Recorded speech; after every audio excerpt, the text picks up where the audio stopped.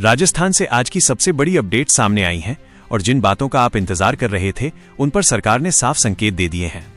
सबसे पहले बात करते हैं राजस्थान किसान सम्मान निधि योजना की 5वीं किस्त की।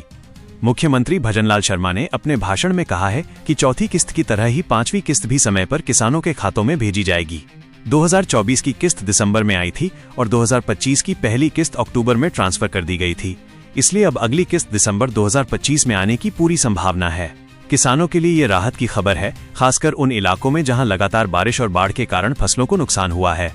लेकिन इसी बीच एक और बड़ी खबर सामने आई है। राशन कार्ड वालों को मिलने वाला फ्री गेहूं बंद होने की चर्चा तेजी से फैल रही है। नई खाद्य सुरक्षा अपडेट में कुछ बदलाव किए जाने की तैयारी है। लोगों में चिंता बढ़ी हुई है, लेकिन अभी सरकार की तरफ से अंतिम आदेश का इंतजार किया जा रहा है। इधर राजस्थान फ्री बिजली योजना के रजिस्ट्रेशन शुरू हो चुके हैं, पर एक महत्वपूर्ण जानकारी ये है कि हर कोई इस योजना का लाभ नहीं ले पाएगा। जिन परिवारों की आय अधिक है, जिनके पास ऊंची लोड कनेक्शन है या जिनके घर में पहले से सरकारी लाभ की दोहरी एंट्री है, उन्हें इस योजना से बाहर रखा जा सकता है। इसलिए अगर आप आवेदन करना चाहते हैं तो सभी दस्तावेज पहले से तैयार रखें। वहीं सामाजिक सुरक्षा के मोर्चे पर सरकार ने 2 बड़े निर्णय लिए हैं। पहली राहत श्रम कार्ड वालों को 5,000 रुपए तक की मदद दी जाएगी और दूसरी बड़ी राहत वृद्धा पेंशन में 500 रुपए की बढ़ोतरी कर दी गई है।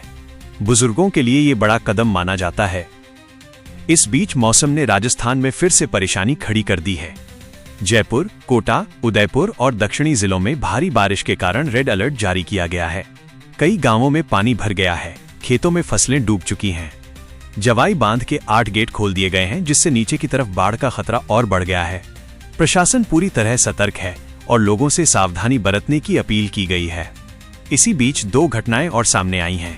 कोटा के दिगोद इलाके में जमीन विवाद के दौरान हुई मारपीट में 8 महिलाएं गंभीर घायल हो गईं और जोधपुर में हुए भयानक सड़क हादसे में 6 लोगों की मौत और 13 लोग घायल हुए, जिसके बाद पुलिस ने हाईवे पर विशेष सुरक्षा व्यवस्था लागू कर दी है। और अब बात करते हैं मुख्यमंत्री की नई योजनाओं की, लेकिन ये जानकारी मैं आपको अगले भाग में विस्तार से दूंगा, क्योंकि उसमें योजनाओं की पूरी लिस्ट, उनका फायदा और किसे क्या मिलने वाला है, सब शामिल है। इसके अलावा पीएम आवास योजना के 2.73 लाख नए घरों की मंजूरी, एटीएस की बड़ी कार्रवाई, सुरक्षा अलर्ट और शिक्षा सौर ऊर्जा से जुड़ी बड़ी घोषणाएं भी अगले हिस्से में कवर होंगी। अगर आप ये चाहते हैं कि पहली बार राजस्थान की खबरें एकदम साफ, बिना घुमा फिराकर और तेज अंदाज में आपको मिले, इस वीडियो को लाइक करिए, चैनल को सब्सक्राइब करिए और कमेंट में लिखिए कि आप किस जिले की अपडेट सबसे पहले सुनना चाहते हैं। लौटते हैं भाग 2 में। मुख्यमंत्री भजनलाल शर्मा ने अपने नए भाषण में कुल 11 नई योजनाओं को लागू करने की बात कही है और इनमें से कई योजनाएं गरीब परिवारों, महिलाओं और ग्रामीण क्षेत्रों पर फोकस करती हैं। सरकार का कहना है कि अगले 1 साल में इन योजनाओं से लाखों परिवारों को सीधे लाभ पहुंचेगा। सबसे पहले बात करते हैं पीएम आवास योजना ग्रामीण की। राज्य में 2,73,000 नए घरों को मंजूरी दी गई है। जिन परिवारों के घर कच्चे हैं, जिनमें रहने की स्थिति खराब है, उन्हें प्राथमिकता दी जा रही है। ग्रामीण इलाकों में यह मंजूरी अब तक की सबसे बड़ी संख्या मानी जा रही है। इसके अलावा राजस्थान के कई सरकारी भवनों में सौर ऊर्जा सिस्टम लगाने को मंजूरी मिली है। इसका उद्देश्य बिजली बिल कम करना, सरकारी खर्च को कंट्रोल करना और राज्य को धीरे धीरे ग्रीन एनर्जी की तरफ बढ़ाना है। आने वाले समय में सरकारी स्कूल, अस्पताल और पंचायत भवनों में भी सोलर सिस्टम लगाए जाएंगे। अब बात करते हैं शिक्षा और युवाओं से जुड़ी घोषणा की। सरकार ने छात्रवृत्ति और मुफ्त कोचिंग योजना पर बड़ा फोकस किया है। आदिवासी छात्रों और महिला समूहों को विशेष प्राथमिकता दी गई है। जिन बच्चों के परिवार आर्थिक रूप से कमजोर हैं, उन्हें प्रतियोगी परीक्षाओं की तैयारी के लिए फ्री कोचिंग और स्टाइपेंड दिया जाएगा। साथ ही राज्य भर में स्कूली बच्चों को मुफ्त यूनिफॉर्म बांटने का कार्यक्रम शुरू हो गया है। शिक्षा विभाग का कहना है कि इससे लाखों परिवारों पर आर्थिक बोझ कम होगा। इस दौरान सुरक्षा मोर्चे पर भी एक बड़ा अपडेट आया है। राजस्थान एटीएस ने सांचौर के मौलवी ओसामा के लश्कर-ए-तैयबा से कनेक्शन की पुष्टि की है। ये खबर सामने आते ही राज्य भर में हाई अलर्ट जारी कर दिया गया है। कई जिलों में सुरक्षा जांच बढ़ा दी गई है। रेलवे स्टेशन, बस स्टैंड और भीड़ वाले इलाकों पर पुलिस की विशेष तैनाती की गई है।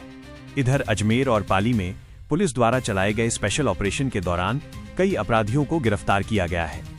इनमें चोरी, हथियार, मादक पदार्थ और नेटवर्क गैंग से जुड़े आरोपी शामिल हैं। पुलिस ने कहा है कि आने वाले दिनों में ऐसे और अभियान चलाए जाएंगे ताकि लोकसभा चुनाव से पहले राज्य में कानून व्यवस्था पूरी तरह मजबूत बनी रहे। अब बढ़ते हैं कृषि अपडेट्स की तरफ।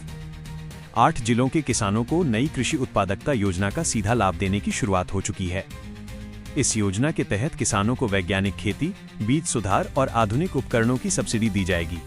सरकार का दावा है कि इससे पैदावार में सीधा इजाफा होगा और फसल की लागत घटेगी। दक्षिणी राजस्थान के कई इलाकों में लगातार बारिश और पानी भरने से फसलें प्रभावित हुई हैं। ऐसे में ये योजना किसानों के लिए राहत साबित हो सकती है। उधर लोकसभा चुनाव को लेकर पूरे राजस्थान में प्रचार अब अंतिम चरण में है। कई क्षेत्रों में प्रचार थम गया है और सुरक्षा व्यवस्था और भी कड़ी कर दी गई है। जिलों में फ्लैग मार्च निकाला जा रहा है और संवेदनशील मतदान केंद्रों पर अतिरिक्त जवान तैनात किए जा रहे हैं। चुनाव आयोग ने साफ कहा है कि किसी भी तरह की गड़बड़ी बर्दाश्त नहीं की जाएगी। अब बात करते हैं भीषण बारिश से प्रभावित इलाकों की। भारी बारिश के कारण जयपुर, कोटा, उदयपुर और दक्षिणी जिलों में स्थिति लगातार बिगड़ रही है। कई गांवों में पानी घरों में घुस गया है, स्कूलों में छुट्टियां घोषित की जा रही हैं और कई जगह रेस्क्यू टीमें तैनात कर दी गई हैं। जवाई बांध के 8 गेट खोलने के बाद नीचे के इलाकों में पानी तेजी से बढ़ रहा है, जिससे लोगों में दहशत का माहौल है। प्रशासन ने नदी किनारे बसे गांवों में अलर्ट जारी किया है और लोगों को सुरक्षित स्थानों पर जाने की अपील की है। अब बात करते हैं उद्योग और रोजगार से जुड़ी बड़ी खबर की। प्रदेश विधानसभा में फैक्ट्री संशोधन बिल पास हो गया है। अब महिलाओं को नाइट शिफ्ट में काम करने की अनुमति दी गई है, लेकिन साथ में सुरक्षा प्रावधान भी अनिवार्य किए गए हैं। इससे महिलाओं के लिए रोजगार के अवसर बढ़ेंगे, खासकर उन जिलों में जहां फैक्ट्री और इंडस्ट्रियल एरिया तेजी से विकसित हो रहे हैं। दूसरी तरफ बिजली समस्या अभी भी कई ग्रामीण इलाकों में बनी हुई है। कई जगहों पर बिजली के पोल गिर जाने से आपूर्ति बाधित है। विभाग की टीमें मौके पर काम कर रही हैं और कहा जा रहा है कि 2 से 3 दिन के अंदर स्थिति सामान्य हो जाएगी। लगातार बारिश के कारण लाइनें ठीक करने में ज्यादा समय लग रहा है। अब बात करते हैं उस खबर की जो पूरे राज्य में चर्चा का विषय बनी हुई है। कोटा के दिगोद इलाके में जमीन विवाद के दौरान जबरदस्त झगड़ा हुआ, जिसमें 8 महिलाएं गंभीर रूप से घायल हो गईं। घटना के बाद पूरे इलाके में तनाव फैल गया है और पुलिस ने भारी संख्या में फोर्स तैनात किया है। उधर जोधपुर में हुए भीषण सड़क हादसे ने पूरे प्रदेश को हिला दिया। एक तेज रफ्तार ट्रक और मिनी बस की टक्कर में 6 लोगों की मौत हो गई और 13 लोग घायल हुए। मौके पर बड़ी संख्या में लोग जमा हो गए और घायलों को तुरंत अस्पताल पहुंचाया गया। पुलिस ने हाईवे पर स्पेशल पेट्रोलिंग शुरू कर दी है ताकि ऐसे हादसों में कमी आए। दोस्तों, ये थी आज की बहुत ही प्रमुख और बहुत ही बड़ी खबर है। और दोस्तों, अभी तक आपने लाइक और सब्सक्राइब नहीं किया है तो प्लीज कर दीजिए, क्योंकि दोस्तों ऐसी बड़ी धमाकेदार खबरें सिर्फ इसी चैनल पर मिलती है।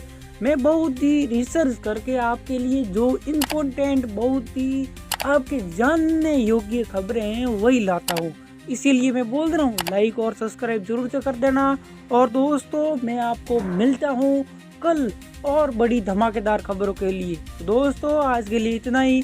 मिलते हैं आपको कल और बड़ी धमाकेदार खबर।